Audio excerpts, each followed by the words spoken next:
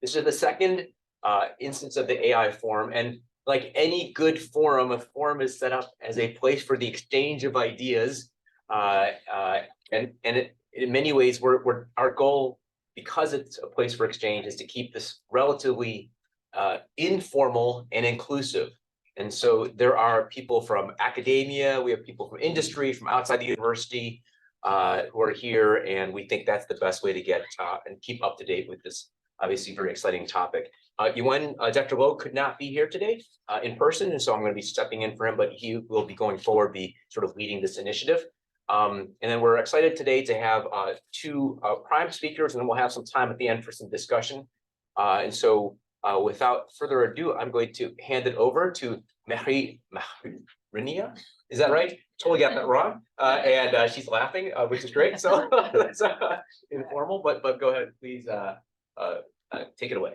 She's going to share her screen, so just give us a moment for the transition. Okay. And if you could mute yourself, the room has audio, so you don't need your computer audio. Right, and it's not, okay, as Nan pointed out, we tried this last time, we didn't get it right. Please use the Q&A for questions. So, and, you know, again, it's ask away. I don't need to unmute myself. Correct. Because we've got microphones in the room, so anyone sounds like should be able to hear us. Anyone talking. Okay. Okay. Hi everyone. I'm Mehri Mehrnia, third-year PhD student at Biomedical Engineering Department, but my office is at Radiology Department. I'm working on cardiac MRI and mainly NG MRI. And today I'm gonna present the segment imaging model, the SAM, for medical image analysis, which is an experimental study, and they have published it 2 weeks after that the segment imaging model, which was the famous one, was in the market. And this is a work from Duke University, published in Transactional Image Analysis.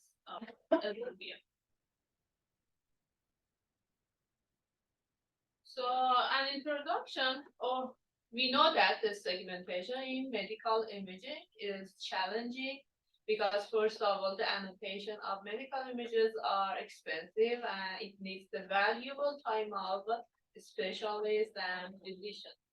So that's one of the challenge in current AI related to medical imaging.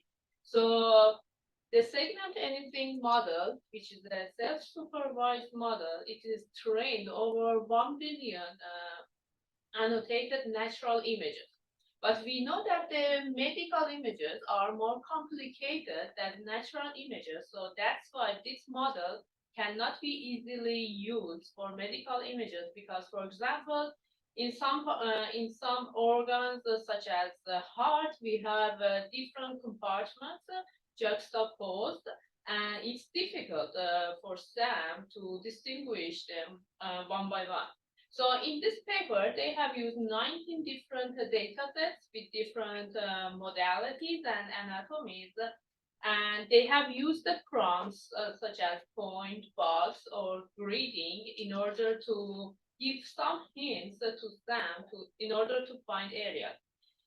It's important to note that SAM doesn't need any hint or training, but since we are in the medical segmentation area, so we have to give some hint to SAM model in order to find this compartment.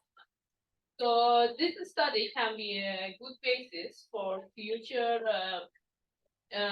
models to fine-tune the SAM in order to make it more fitted to medical images and not to starting the training of those models from the scratch. So this is a good basis for that task. So the data sets that they have included, 19 different data sets, including X-rays, MRI, CT, ultrasound, and PET scan. And in each one, there are a number of masks that are available.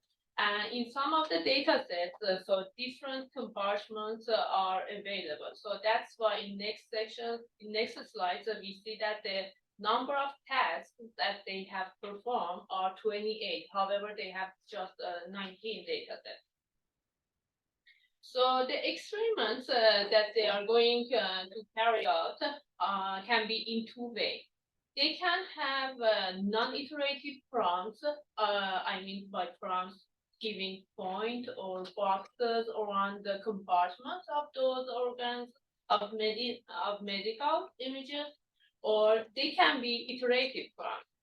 The non-iterative ones, meaning that SAM is going to do its job and there is no human interference for SAM. But iterative prompts, meaning the SAM is going to start segmentation, and step by step you are giving some hints to SAM and correct it. For example, here we have a renal example. They have defined different modes of prompts. In the first one, you see that they are giving. Let me make my mouse to be visible. Options. Okay. In the mode one, you have you see one point at largest object region. Shown by the blue star here. And in the mode 2, they are giving each object a different point, and at most they can have 3 stars here as a prompt. And in the third one, they are giving a box around the largest object in this image. And in the next one, they are defining objects around each compartment that are the region of the interest. And in the last mode, they have just one box around all the objects that are the interest for them. So in the iterative prompts that I told you that it's like a human interfered networks, and step by step they are giving different prompts to the model. But it's important that here by iterative, it is not meaning that a human sitting over there and giving the points to the SAM. No, it is just automatically is produced by this algorithm, and it is giving step-by-step prompts to that model, which is kind of optimized to work more close to the human behavior and distinguishing these objects over there.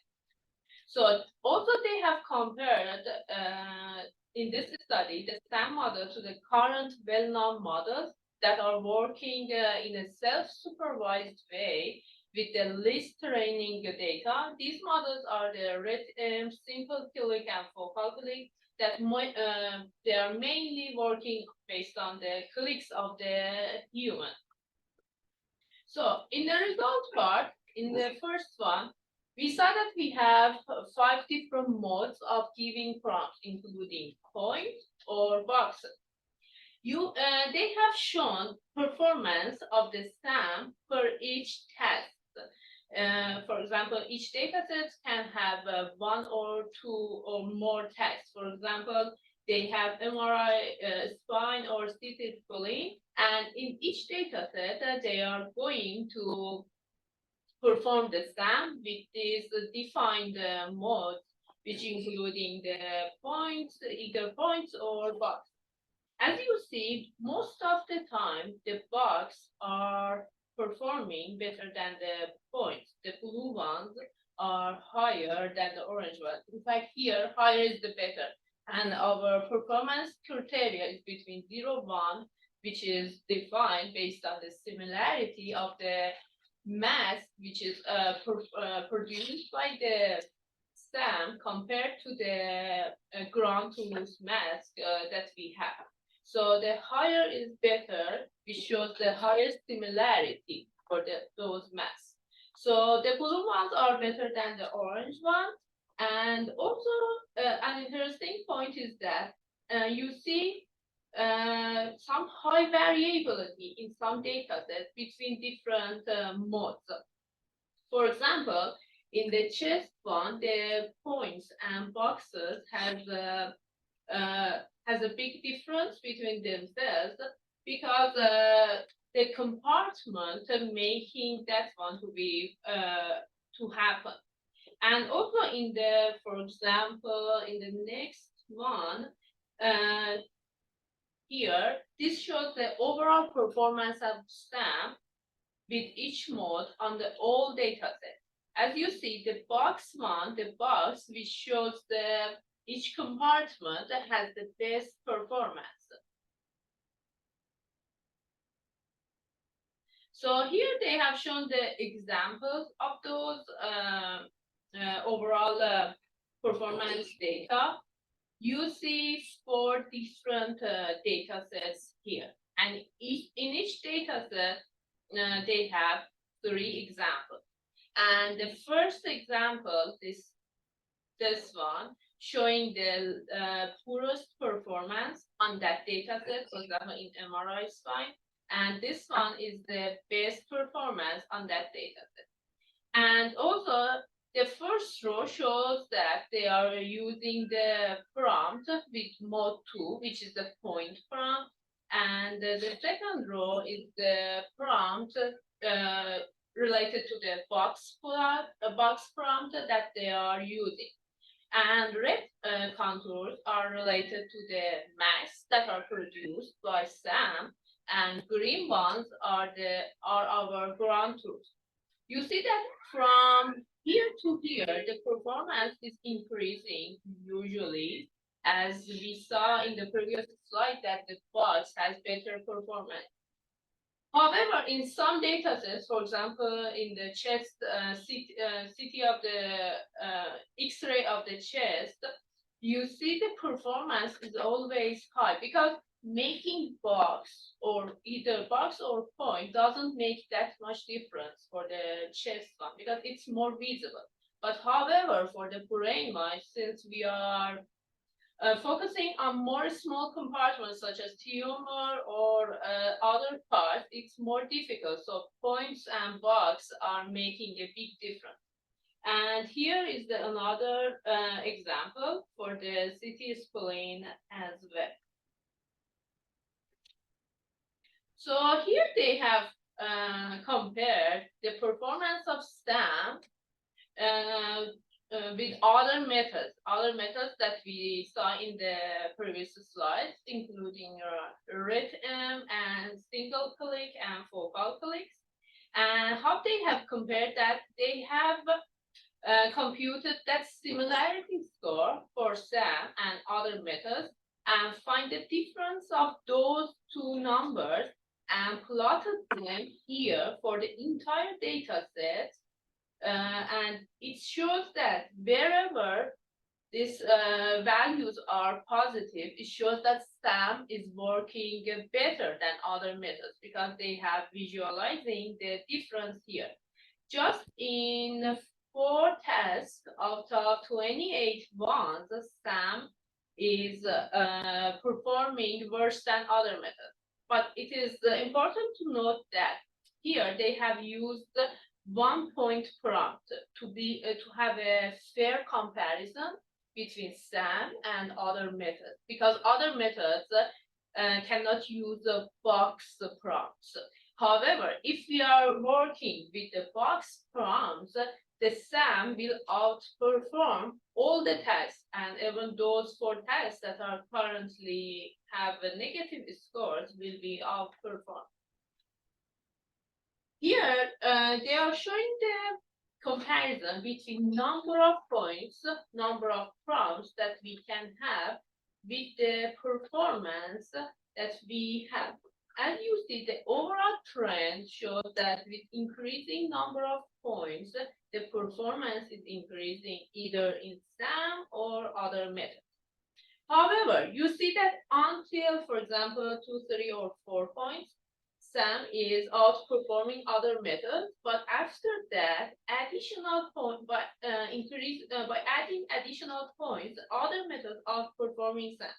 This is because the SAM model is designed for real-time tasks.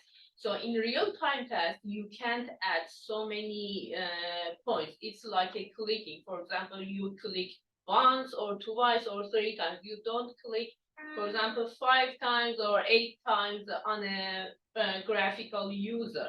So that's why adding additional points doesn't add that much value to SAM performance. And in the next comparison one, they are showing the same comparison, but per task. For example, this blue one is related to the breast. The next one is related to the hip one. And you see that in some of them, we have a quite increasing performance for SAM. For example, this one is related to the MRI brain. Because brain has tiny compartments, it needs more detailed segmenting. That's why adding more points increase the performance here. However, for example, the breast is just it's just one object and it doesn't need that much, so many prompts. Here they have shown the examples related to the previous overall comparison. Each row shows one data set, and in each data set, they are adding number of points as prompts and increasing it from 1 to 9. Here, the blue ones are the positive prompts, meaning that it is included in the main mask, and the red ones are the negative masks, which means that it shouldn't be included in the test. So you see that from 1 point to 2 point here, the performance is almost doubled from 0.4 to 0.8. It means that, okay, as we saw in the previous slide, mainly SAM needs 2 or 3 points, not more. And after that, the performance doesn't change that much. And here you see when we have so many tiny compartments to be segmented, that point role is going to be more pronounced. And in the third one as well. Here they have compared the relative mask size in each data set. Here, what is the mask size? The mask size is the ratio of that number of pixels in that object to the entire image. For example, you see that edema in the brain has a very tiny ratio, or the breast one should have a high ratio because it covers most of the part of the image. And we see that the variabilities also here are visible. For example, here for the spine, we don't have that much variability. However, for the breast one or kidney one, even in that specific data set, we have a high variability. So what is their aim in order to see this? They want to compare the object size, in fact, the mask size, with the performance. To see that, they are seeking this this goal that is increasing the mask size, makes the SAM task more easier, which means that the performance will be higher or not. You see the correlation is not significant here. So it doesn't show that increasing the mask makes the SAM job more easier. However, it shows something else to us. For example, here, this performance comparison in the first one is based on the point prompt, and in the second one, it is based on the box prompt. So if we focus on one of the data sets, for example, this tiny green square one, which related to the kidney, you see that in the point one, this is here. However, in the box one, this is on upper side of the correlation line. It means that, okay, boxes are working better than the line. For most of the data set, it's in that same way. And but it shows that SAM works in the same way, however, whatever the mask size is. In the next one, they have shown the examples of segment. We know that the SAM can work based on the point or boxes, but the third mode for SAM is working based on the grid. It means that they are dividing each image to the very tiny points, such like a mesh, and SAM starts segmenting whatever it sees in that image. On the top part, you see the number of points that SAM is dividing this image into that. As it's increasing, SAM distinguish more areas on that image, which shows its performance increasing by increasing those tiny areas. And in conclusion, it shows that SAM has a moderate to average accuracy, and its performance is variable across different data sets. It is working in the best mode with the box prompt, meaning that making the box around each object. And it is outperforming all current, in fact, the 3 well-known current clicking models. And adding additional points to them doesn't add any additional benefit to that one. And there is a small correlation between the mask size and performance of the SAM. And a caveat for the SAM is it works on the 2D one. But here, some data sets were 3D. However, they have used those 3D data sets in a 2D form. And at the end, finally, this can be a basis study for the next studies to make the SAM in order to be more appropriate for medical segmentation. Thanks. Thank Great, so thank you. much. I think we have some time for some questions, if you don't mind. Is that all right? So I don't know if we have a kind of line, but Yeah, if anyone online has a question, please type it in the Q&A and we'll read it out for you. so one question, did you mention like who's developing it, and is this available widely? Is this something that people can access, this algorithmic approach? Is that It's developed by Meta. by Meta? Yeah, Okay. mainly. And so is that made then widely available? for Yeah. folks? Okay, And even this paper's code is also is at GitHub. I see. Okay, all right. Okay. Yeah, no, this is so cool when we think about it, and especially that final kind of recognizing different segments and images automatically, or let it just run and identify things. It seems like this is so cool compared to all the different tweaking that's been going on for recognizing different organelles and cells and dermatologic images. One quick question was in the prompt engineering, just for assuming different people of different expertise. So grounding it kind of my approach a little bit, or where I'm sitting in terms of the prompt engineering, so to speak, for this. The prompt that you had in English, but you also had some representations of how kind of pixels should be interpreted in some fashion too. It looked like some equations within it too, and looking for kind of similarity or scoring within it. In the prompt, do you know if the language model is actually how it's interpreting that prompt? Is it interpreting it Based the way on, we for think? example, text, you mean Well, that because you can maybe write, for example, tumor, and it can find the tumor. actually what I'm thinking is, and if the prompt, just remembering the different levels of your prompt, you had a mathematical equation for a couple that were comparing like the least important or comparing a max min or something in there that was written in mathematically. Do you know that that prompt is being interpreted fully by the model? Is the question to come up with its segments, or is it just taking the text that you put in? Like, how do we know, how do you know that it's interpreting your prompt correctly, or that it's using each of those instructions that you provided? Is there some way to tell?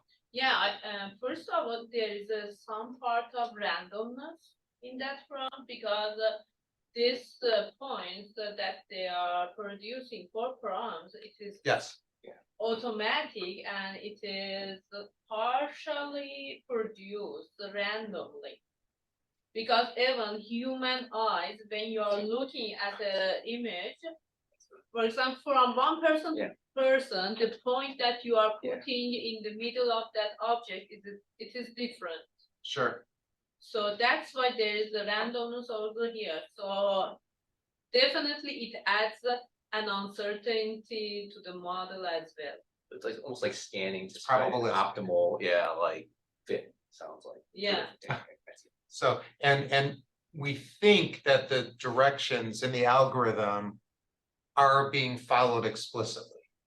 Even though, I mean, granted, it's a probabilistic response. That was kind of the question, like, how is this effectively being translated? Is the structure of the model, processing it analytically like this, or is it taking a gestalt of the prompt and trying to identify those areas? That was the little bit of the question, like behind the scenes, what the models actually, how the models perform, as opposed to like a large language model generation, where it's hard to give extremely explicit processes for how things should be added, subtracted, removed.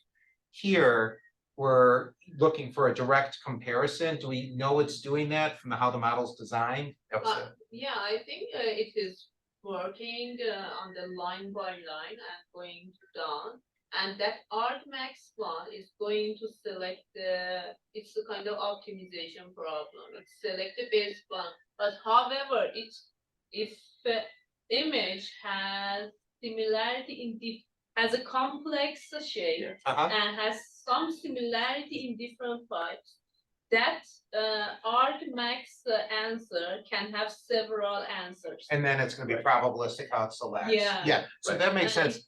It makes a really big difference, I think. Well, thanks so much. Just to clarify then a little bit of difference, generally with a lot of, like, when we're using ChatGPT, for example, it's not necessarily, even though we try to get it to do stepwise sorts of things, it's not necessarily always doing everything we're asking.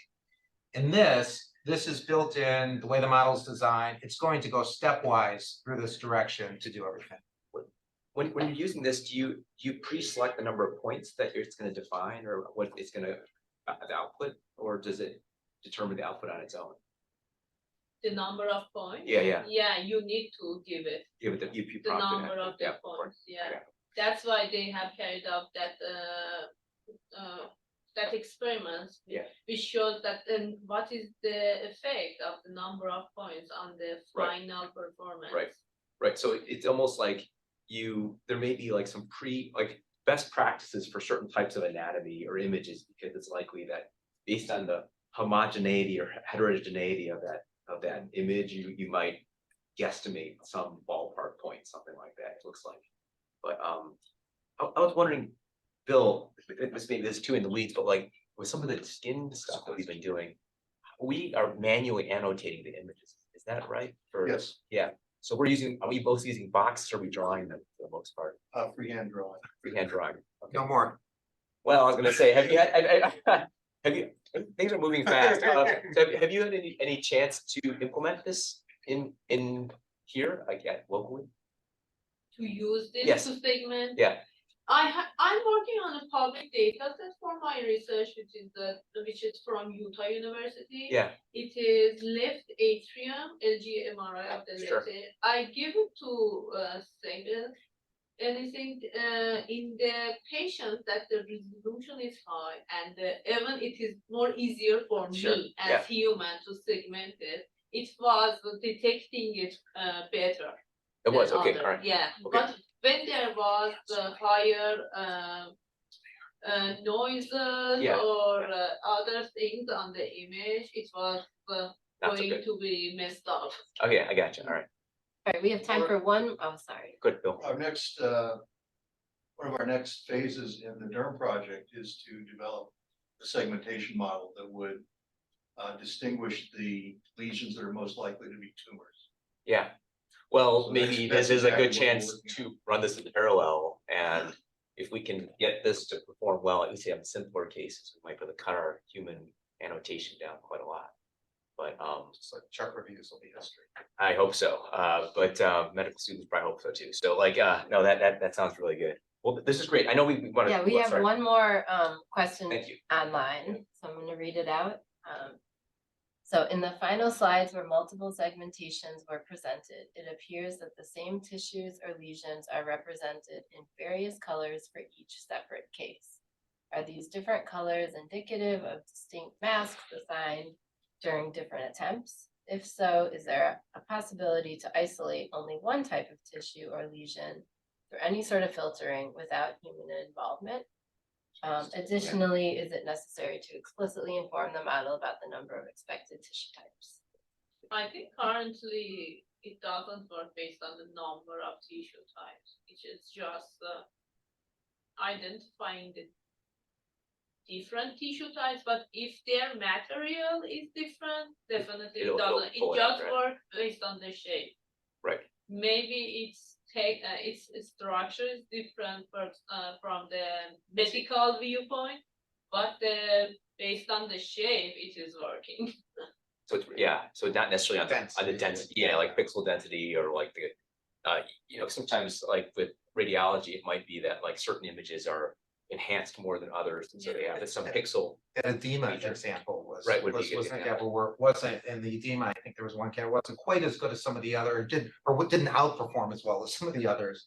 Like Right. edema for that. Right. This is great. Thank you very much. Thank you so much. Oh, Sure. just one thing, because they asked about the colors. Mhm. Because these colors are just randomly selected by the sound, so it doesn't mean anything. And different color doesn't make there are different tissues.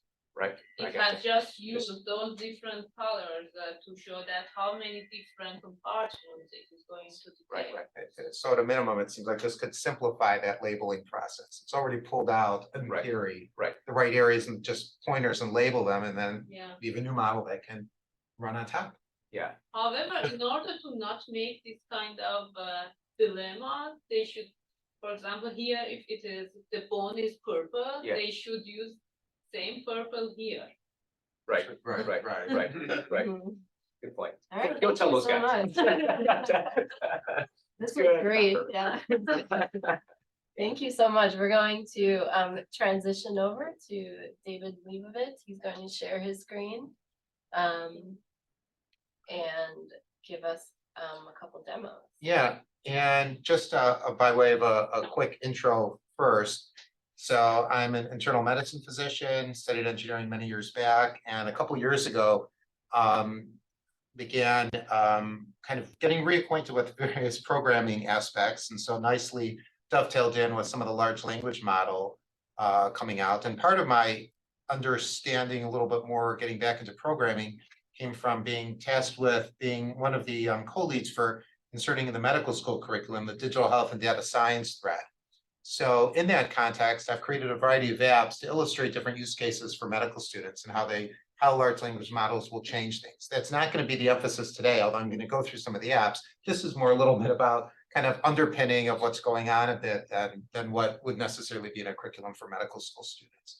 So with that little introduction, I will share this, and a lot of what I'll have, I have to clean up my screen here a little bit of too many things overlying. So on this, a lot of this is built using Streamlit. So if you haven't used the Streamlit package before, this is just a nice way to convert Python scripts into web apps. And Streamlit was acquired by the company Snowflake And Snowflake then offers Streamlit cloud hosting for free. So it's a very quick way to build and design things. So I'm going to start out with here. So they're over. Okay. I'm going to start out with just showing how I was doing this initially with students. And maybe that. Okay. So on this, as a practicing internal medicine doctor, there were some new, a variety of new medications for diabetes. We can do lots of things we didn't used to be able to do, and we're getting new studies showing how these agents are even preventing heart attacks and strokes more than we expected.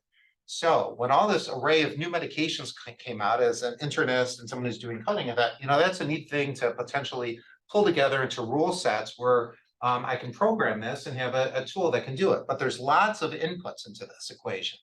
So you can see on the left, I have a variety of different parameters. So this is all expert system, predetermined, just built up over time, leveraging some Python skills with these new clinical guidance to build it together so that we have a dynamic generation based on what the most recent hemoglobin A1C is. There'll be different recommendations that will then emerge based on a complex series of rules that intermix, including things like the ASCVD risk score and others.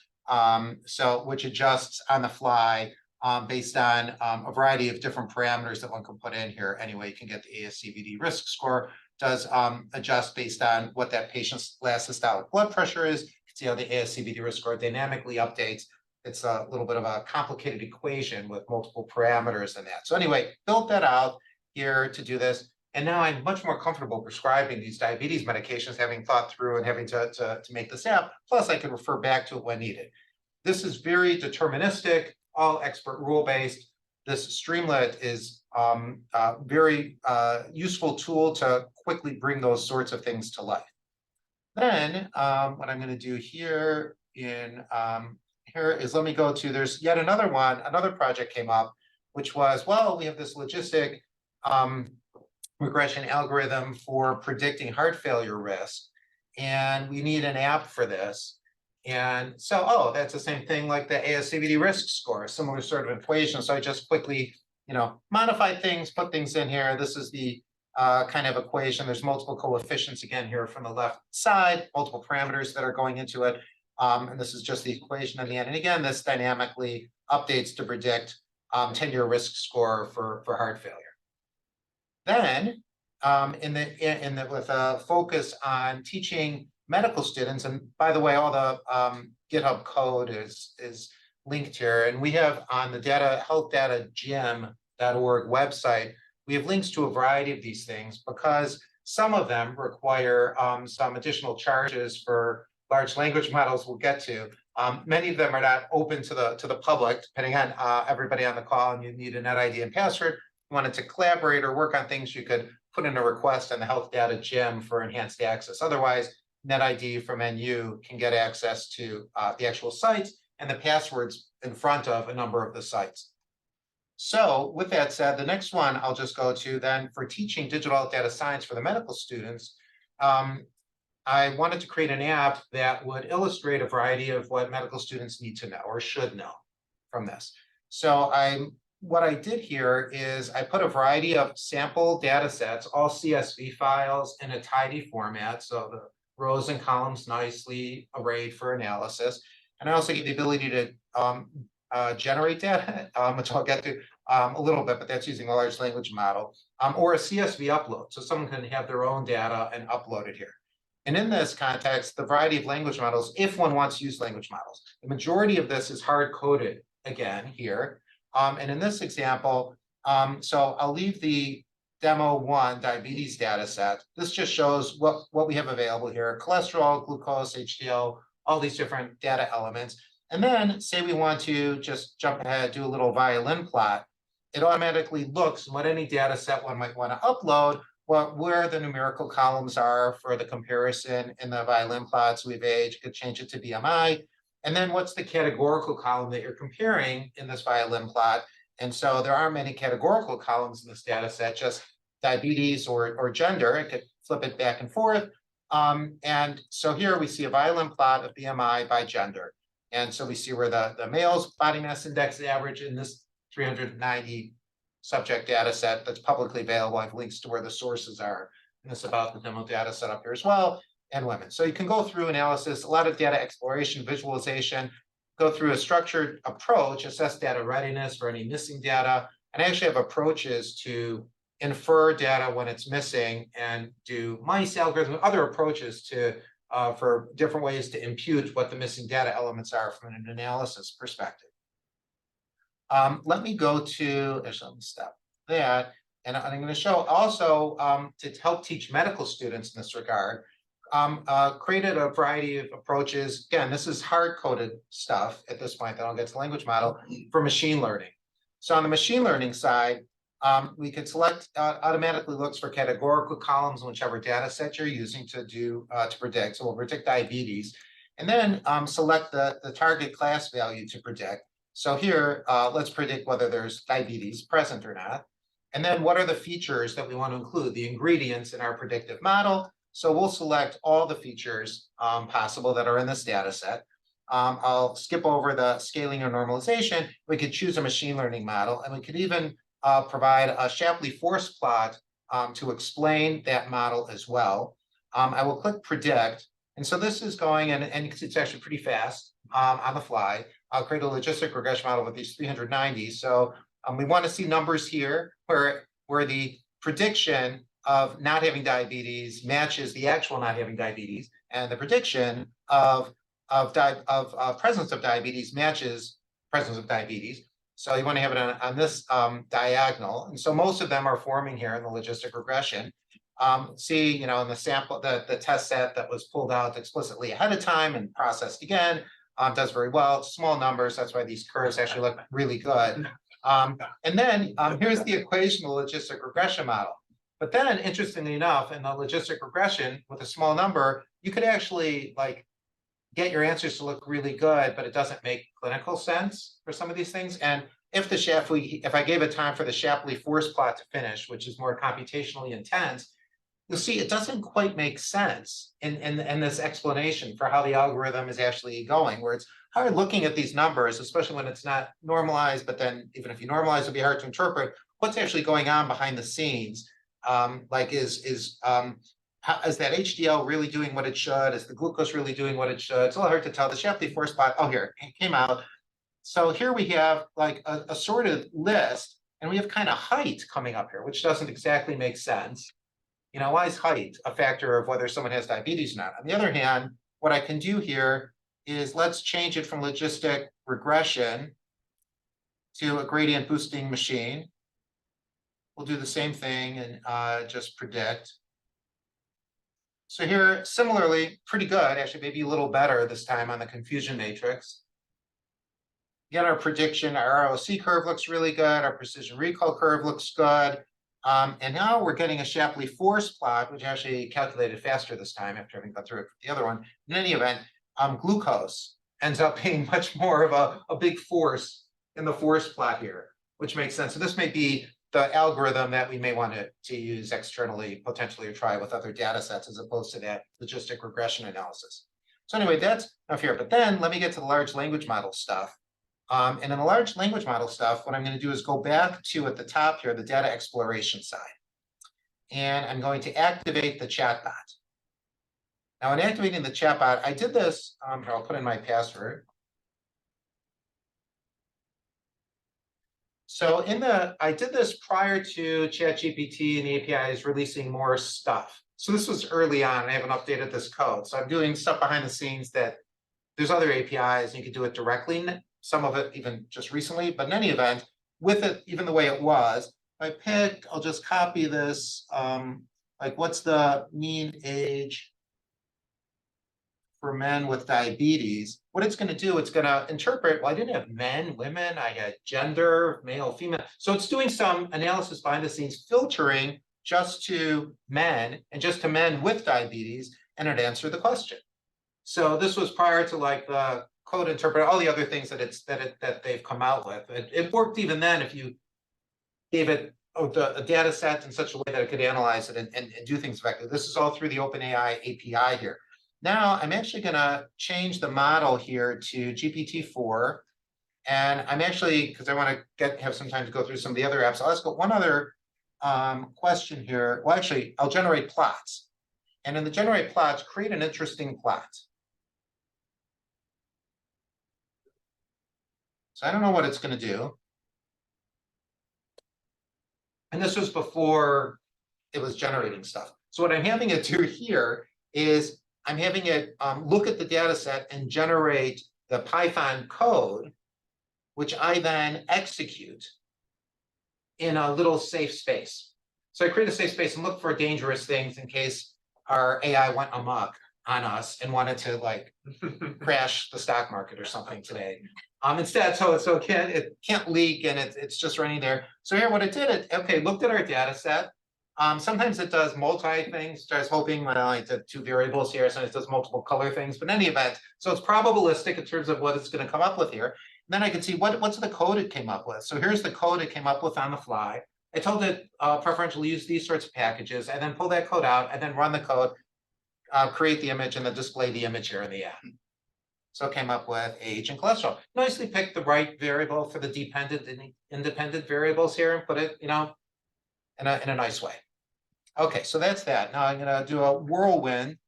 Got a few minutes. We'll leave some time for questions too. This is an app that has lots of different apps built within it that I'm going to switch to here. And I'll log in. And let me go, well, here to give an overview, I wanted to illustrate for medical students different aspects of clinical use, how we might use large language models. So we might use it to learn about things. You could type things in here, it will then answer a question. I have things where I have a second model, double checking the answers and that sort of thing too, and pulling things off the web from reliable sources. Draft communication. Our in baskets, I'm sure I'm getting multiple messages while we're sitting here from patients to answer. It's overwhelming these days.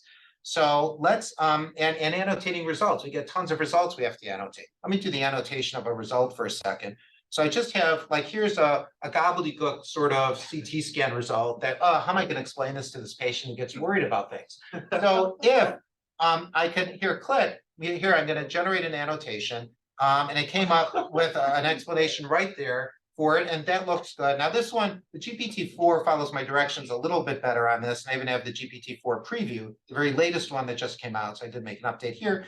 And if I generate an annotation, sometimes a little bit slower on it, but it even follows my directions even better and does an even better job. It just takes a little bit longer to process here with this result.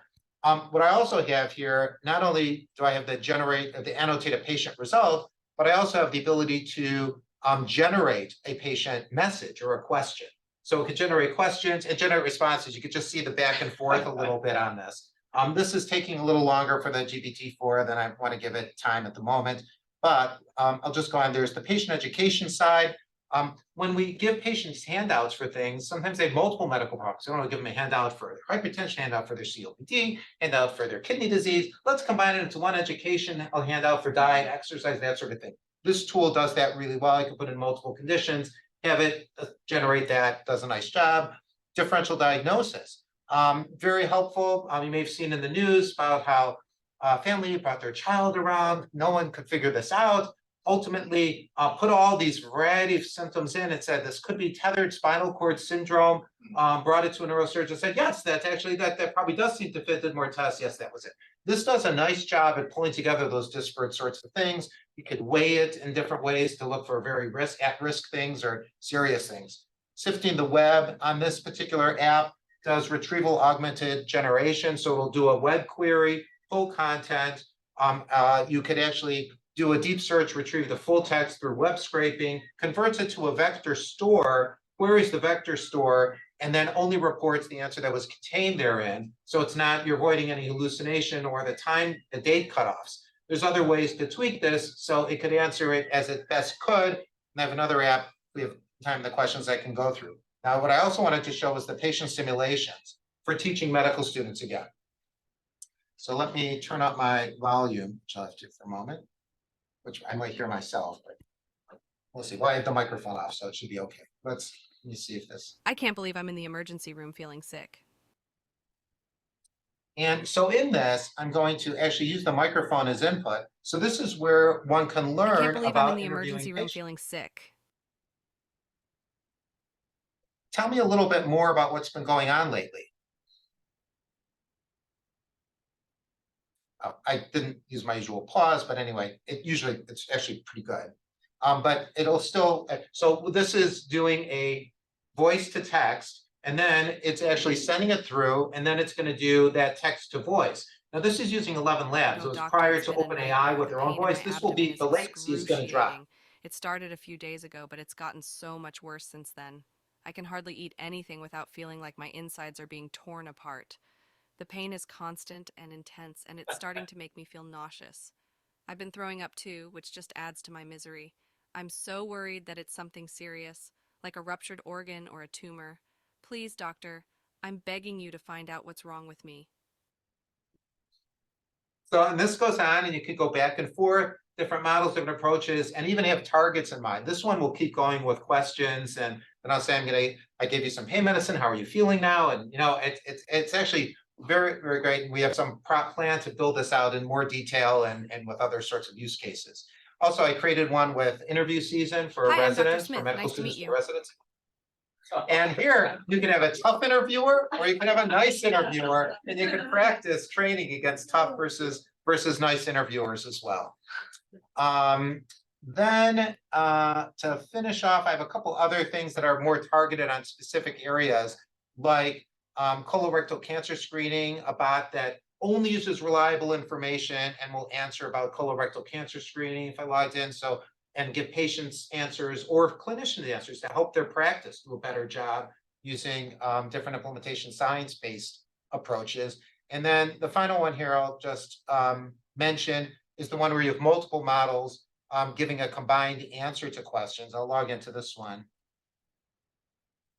So in here to explain, if we say here, how can I nudge my epigenome favorably? And we'll put in some internet resources too. And I'll just use the web snippets as opposed to the retrieval augmented generation, which takes a little bit more time. So what's happening here is it's actually waiting for models in parallel. So it's parallel processing, sending out the query to multiple models at once. Multiple models are going to respond back.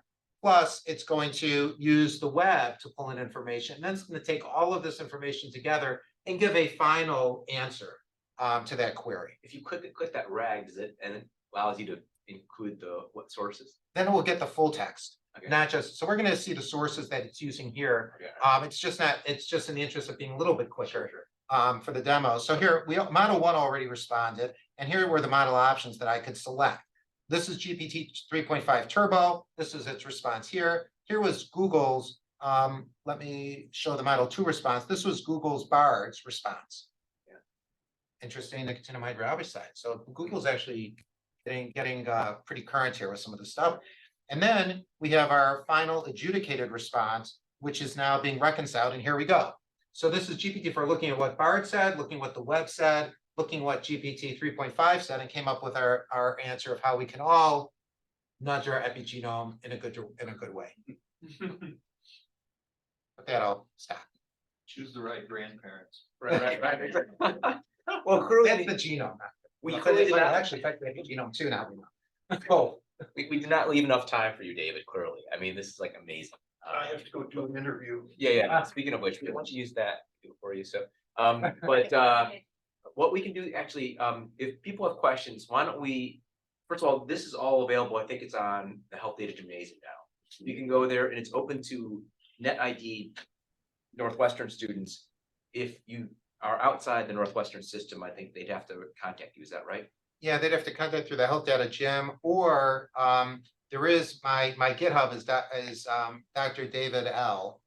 So I can bring this up like on here, and the GitHubs are mostly, not all, but mostly public.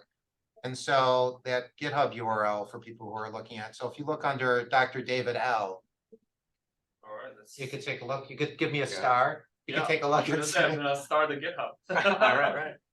Take a look. This is an extraordinary amount of work, David. I mean, you must have been spending like, I don't know what. Instead of needle pointing, this is. Yeah, this will one, have you on the side, It's yeah. really amazing, and we look forward to seeing it further develop, and I think we'll have to bring you back, I think, to have more discussion about this, because there's obviously a ton of interest in this and a lot of, I think, opportunity here, so I think with that, we are. At time. David, can I ask a quick question? This is super cool, yeah, you are. super amazing. And so you mentioned RAG. And so when you query those web pages, do you have a way of let the search concentrate on certain sources? Because if you're casting a wild net, who knows what will turn up and then will imbalance, will infect or impact your results. Yes, exactly. So with it, so here I pre-select domains. And you can actually manually on this particular tool, remove domains, add domains. I left in this default edu, org, and gov, so at least there's typically something going to show up. Yeah. But you can restrict it to only other domains as you would want. And then, yes, they'll all goes into the vector store. So that's cool. Because like the RAG itself has been pre-processed. There always a vector store like compartmentalized based on these domains. Yes. Well, no. Well, actually, I query it. I see. I query either snippets from each of the sites that match the query. I translate the question. Yeah. First, I translate the question into a query. I send the query to the web, pull back the links, and then I either get snippets from those pages with one version, which I don't grab because the snippets don't take up that much room. Or if I scrape the full text, not from all the sites, but from some of them, I scrape the full text, put that in the vector store. But again, it's pulled from whatever domains were pre-selected. If you do that and you're using the chat GPT like Yes. does that incur like additional like? So the query has its own API costs for querying the web, not OpenAI. It's just there's different web scraping approaches that one can follow. Yeah. The RAG, the putting it into a vector store, I am using OpenAI's embeddings. There are other. It's not that expensive using Ada 2 as the model for the embeddings, which is actually OpenAI's encouragement to use for embeddings in this way. It's not that expensive, but I process that data on the fly to do it. The colon cancer screening one, where I have a PDF, where I have content already available, I do the embedding one time. I save the embeddings. So when you're asking questions, it's not doing the embedding again. Okay, got it. All right. Okay, amazing. I mean, this is really like off the chart. So we are at time. So again, please send questions in. We can try to reach back out to folks if you have pressing questions. And then look at the Health Data Gymnasium, I think, to access a lot of these tools.